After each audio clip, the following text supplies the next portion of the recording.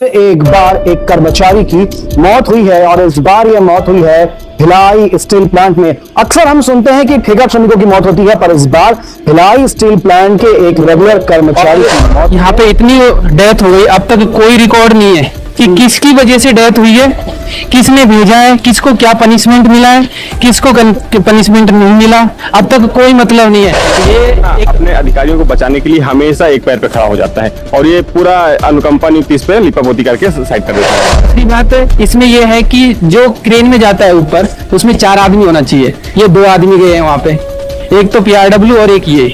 अब PRW को यहाँ पे बुला के आ नहीं रहे, उसका भी पता नहीं है, उसी को एक तरह से गवाह है कि आखिरकार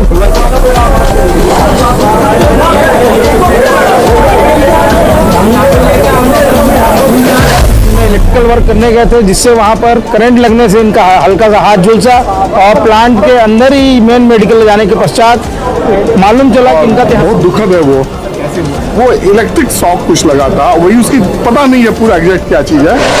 मैं बोल रहा हूँ, मैं हाईलाइट हो जाऊंगा थोड़ी देर के लिए, मुझे ट्रांसफर कर दिया जाएगा, मेरा एक तरह से ऐसा करियर खत्म कर दिया जाएगा यहाँ पे मैनेजमेंट के थ्रू कि ये राजनीति कर रहा है। हमारे हक के लिए भी हम लड़े नहीं। एक्शन लेकर के उसको ग्राउंड पे उतारना जरूरी है और जब तक नहीं उतारेंगे तब तक ये एक्सीडेंट होते रहेंगे। और पता चला कुछ दिन बाद मैं भी हूँ।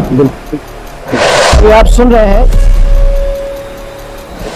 मेरे पीछे, आप ये गहमा गहमी देख सकते हैं। ये गहमा गहमी है भिलाई के सेक्टर 9 अस्पताल में और इस गहमा गहमी का कारण है कि फिर एक बार एक कर्मचारी की मौत हुई है और इस बार ये मौत हुई है भिलाई स्टील प्लांट में। अक्सर हम सुनते हैं कि ठेका श्रमिकों की मौत होती है, पर इस बार भिलाई स्टील प्लांट के एक रेगुलर कर्मचारी की मौत हुई है। जयी थे और बताया जा रहा है कि नाम है विनोद, लगभग उम्र जो है वो 35 से 40 साल के बीच में है और URL में आज करंट लगने के दौरान उनकी मौत हुई है लगभग 4:30 बजे का समय।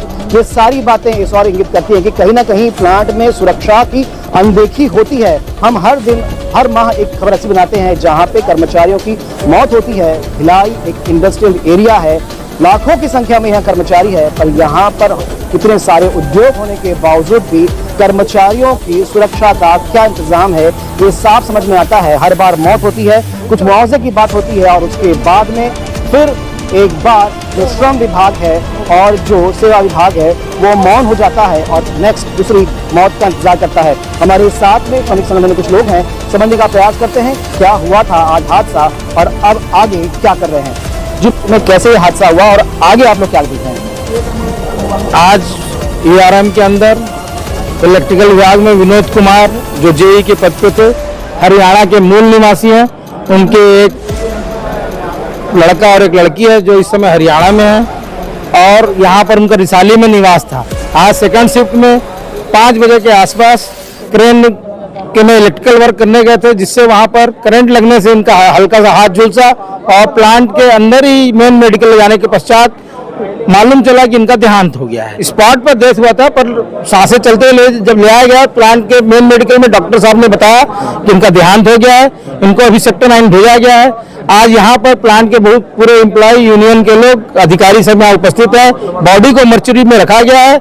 इनके भाई जो फोर्स में है आसाम में, उनको सूचना दी गई है, वो कल सुबह यहाँ पर आएंगे और मैनेजमेंट के द्वारा, उनके द्वारा और यूनियन के द्वारा जो भी बातचीत का आगे इंक्वायरी संबंधित होगा, क्योंकि घटनाएं बार बार होती है और इन घटनाओं पर कितने बार भी बोलने के पश्चात, इतनी घटनाएं होने के पश्चात बार बार होती है, उसके बाद भी प्रबंधन का इस ओर कभी ध्यान नहीं जाता कि ऐसी घटना की पुनरावृत्ति ना हो, जिससे प्लांट के अंदर डेथ संबंधित घटनाएं ना हो। पर ये बार बार होने के बाद भी ये घटनाएं रुक नहीं रही है। इसके लिए हम लोग चाहते हैं कि प्रबंधन इस सेफ्टी कमेटी का वो बनाए, कमेटी बनाने के पश्चात इसकी इंक्वायरी कराए और ऐसी घटना की पुनरावृत्ति ना हो, इसके लिए सुनिश्चित करें। जी भाई साहब, क्या कहना चाहेंगे? सर, मैं ये कहना चाह रहा हूँ कि जो अभी ये डेथ हुई है, ये डेथ एक तो ये बोल रहा है कि इंचार्ज बोला ही नहीं है। सबसे मेन प्रॉब्लम यहाँ पे ही हो रही है कि इंचार्ज ये बोला ही नहीं है कि वहाँ पे मैंने भेजा है, वहाँ पे कि आप बिगड़ के कोई चला जाएगा, कोई ऊपर तीन मंजिल ऊपर कोई नहीं जाएगा ना। इंचार्ज ये बोल रहा है कि मैंने बोला ही नहीं है।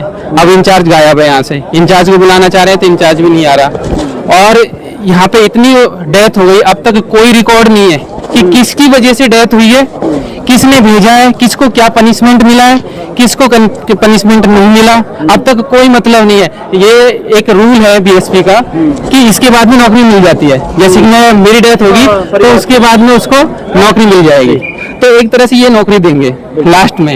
लेकिन आखिरकार जैसे कि मौत का जिम्मेदार कौन, ये दिखना पड़ेगा। अच्छा, आज जो घटना हुई कैसे हुई, कुछ बताएंगे जरा उसके बाद डिटेल में, कैसे हुआ ये घटनाक्रम? अब इसमें प्लांट में तो मैं था नहीं, तो मुझे इसकी जानकारी जो बोल रहे हैं उसके अनुसार ये पता चला है कि वहाँ पे कुछ काम करने गए है, करने के बाद में इसको करंट लगा है। अब करंट कैसे लगा क्या नहीं लगा, ज्यादातर लगता नहीं है क्योंकि अर्थिंग हो जाता है, अर्थिंग होने के बाद में वो करंट लगता नहीं है, लेकिन फिर भी उसको करंट लगा है और फिर ऑन द स्पॉट मतलब 20-25 मिनट तो उसको नीचे उतारने में लगा है, यानी 20-25 मिनट नीचे, क्योंकि 3 मंजिल से उसको भारी शरीर है, हाँ, तो 20-25 मिनट तो नीचे उतारने में लगा है और फिर बाद में वो मेन मेडिकल पोस्ट पे जाने से पहले ही डेथ हो गई उसकी। और दूसरी बात इसमें यह है कि जो क्रेन में जाता है ऊपर उसमें 4 आदमी होना चाहिए, ये 2 आदमी गए हैं वहाँ पे, एक तो पीआरडब्ल्यू और एक ये। अब पीआरडब्ल्यू को यहाँ पे बुला के आ नहीं रहे, उसका भी पता नहीं है, उसी को एक तरह से गवाह है कि आखिरकार हुआ क्या है, तो उसको भी यहाँ पे बुला नहीं रहे, मैनेजमेंट ने अपने पास रख लिया है। सबसे बड़ी समस्या यही है कि कोई भी समस्या हो रही है उसको एक तरह से बोलने ही नहीं दिया जा रहा। अब जैसे कि अभी मैं बोल रहा हूँ, मैं हाईलाइट हो जाऊंगा थोड़ी देर के लिए, मुझे ट्रांसफर कर दिया जाएगा, मेरा एक तरह से ऐसा कैरियर खत्म कर दिया जाएगा यहाँ पे मैनेजमेंट के थ्रू कि ये राजनीति कर रहा है। हमारा हक के लिए भी हम लड़े नहीं, ये क्या तरीका हो रहा है? स्वतंत्र भारत में हम स्वतंत्रता से बोल भी नहीं सकते, हम नौकरी भी कर रहे हैं तो नौकरी के लिए हमें पैसा मिल रहा है, तो ये मतलब नहीं है कि हम कोई अन्याय के खिलाफ बोले भी नहीं। अब जैसे कि सब अपनी, मैं भी मेरी नौकरी से डर रहा हूँ बोलने से पहले, लेकिन बोलना यदि आज से शुरू नहीं किया तो आने वाली पीढ़ी सबके लिए समस्या होगी, इसलिए मैं बोल रहा हूँ। क्योंकि आज यदि मैंने बोला हूँ तो मेरे साथ 2 खड़े होंगे, 3 खड़े होंगे और आखिरकार इसका कुछ रिजल्ट निकलेगा। एक दूसरी बात यह है कि हम मैनेजमेंट से ये चाहते हैं कि अब तक कितनी डेथ हुई है बीएसपी की, ठेका श्रमिक की, और उसके ऊपर आपने क्या एक्शन लिया, ऑन रिपोर्ट, ऑन मतलब ऑनलाइन होना चाहिए, डिजिटल होना चाहिए कि उसकी डेथ में उसको ये पनिशमेंट मिला था, उसकी डेथ में उसको ये पनिशमेंट मिला था, तब तो जाके आखिरकार काम करेगा कोई आदमी सही तरीके से। तो मेरा मैनेजमेंट से, मेरे सब लोगों से यही दरखास्त है, मैं किसी से कोई ब्लेम नहीं कर रहा और मैं भी एक तरह से डर के ही बोल रहा हूँ क्योंकि मुझे अंदर से डर भी लग रहा है। रियलिटी क्या नाम भाई साहब? अमर सिंह। जी, क्या कहना चाहते हैं, कैसा हुआ दुर्घटना? दुर्घटना के देखिए अभी इनिशियल कारण नहीं पता चले हैं, लेकिन जो पता चला है वो बहुत ही खतरनाक, क्योंकि यहाँ कोई भी दुर्घटना क्यों हुई इसकी जिम्मेदारी लेने के लिए प्रबंधन से कोई भी मौजूद नहीं है, उसके शिफ्ट इंचार्ज भी मौजूद नहीं है। शिफ्ट इंचार्ज को यहाँ होना चाहिए, उसको बताना चाहिए, सबको एक्सप्लेन करना चाहिए क्यों हुआ है, क्या हुआ, कैसे हुआ है, ये होना चाहिए। और मैनेजमेंट तो हर जगह जितनी भी दुर्घटनाएं होती हैं इंटरनल ऑडिट कमेटी बनाता है, उसमें से लिपापोती करता है। ये जितनी भी दुर्घटनाएं होती हैं इसका पुलिस प्रशासन, बीएसपी कार्मिक, मीडिया, हर जगह इसको पब्लिक करना चाहिए। और संबंधित पक्ष को आज तक कभी सजा हुई ही नहीं, बड़े एक्सीडेंट में ही हुई है। और ये सब मैनेजमेंट ना अपने अधिकारियों को बचाने के लिए हमेशा एक पैर पे खड़ा हो जाता है और ये पूरा अनुकंपा नियुक्ति इस पे लिपापोती करके साइड कर देता है मामला को। श्रमिक संगठन जो इतने सारे प्लांट में है, इस प्रकार की दुर्घटनाओं के बाद उनकी भूमिका कैसे देखते हैं आप लोग? श्रमिक संगठन आते हैं यहाँ, सब हल्ला करते हैं, लेकिन कल जब एक्चुअल पोस्टमार्टम करना होगा ना, उसमें से यहाँ जितने परसेंट इसका 10% भी नहीं आएंगे और यही मैनेजमेंट इसका लूपहोल है, इसी का फायदा उठा लेता है। ये मेरा यही कहना है कि जो भी हो, जो भी प्राइमरी इंक्वायरी रिपोर्ट हो, मैनेजमेंट को जब तक ये कड़ा एक्शन नहीं लेंगे तब तक ये सेफ्टी जीरो टॉलरेंस दुनिया भर के जो पॉलिसी पेपर बनाते हैं ना, ये सिर्फ पेपर पे ही रह जाएंगे, ग्राउंड पे नहीं उतरेंगी। तो इनको स्ट्रिक्ट एक्शन लेकर के उसको ग्राउंड पे उतारना जरूरी है और जब तक नहीं उतारेंगे तब तक ये एक्सीडेंट होते रहेंगे। और पता चला कुछ दिन बाद मैं भी हूँ। ये आप सुन रहे हैं, ये इनका दर्द निकल रहा है। आप देख सकते हैं बड़ी संख्या में यहाँ पर फिलहाल कर्मचारी मौजूद हैं। बड़ी बात यह, फिर से एक बार बता दूं कि इस बार जो मौत हुई है ये किसी ठेका श्रमिक की मौत नहीं हुई है, ये इस बार भिलाई स्टील प्लांट के एक रेगुलर कर्मचारी की मौत हुई है। और बहुत स्टील प्लांट के अंदर लगातार बहुत सारे हादसे हो रहे हैं, आप लोग खुद देख रहे हैं, मीडिया बार बार आती है।